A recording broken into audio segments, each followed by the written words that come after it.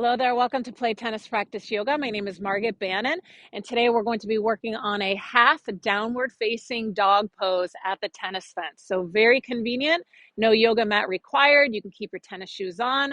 I really love this as an after tennis practice to stretch out the entire back body. So try it out, let me know how it feels, and if you enjoyed this practice, please subscribe to my channel, Play Tennis Practice Yoga, for videos every Tuesday. All right, so the first thing I'm going to do is find a sturdy part of a fence to work with. So I'm actually working with the part of the fence that has a post between my hands just to make it a little more firm.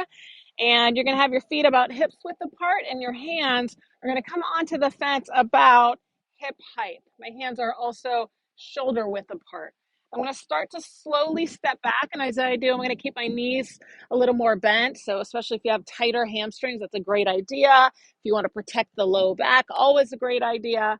And then you want to more or less end up so that your hips are over your heels.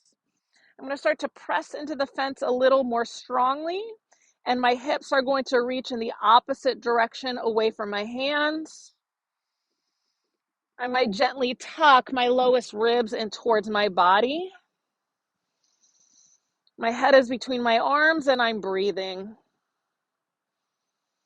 So just observe how this stretches the back body from the back of the heels to the calves to the hamstrings to the low back, the center of the back, and the upper back.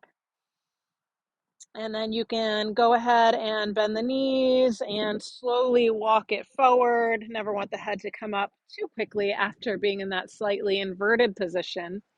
So there's ways of working with that for a shorter or longer period of time.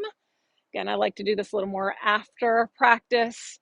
You can work with straighter legs, especially if you have a little more opening along the backs of the hamstrings, if your low back is not too big of a concern, especially if you're warmed up, that's a little safer to do.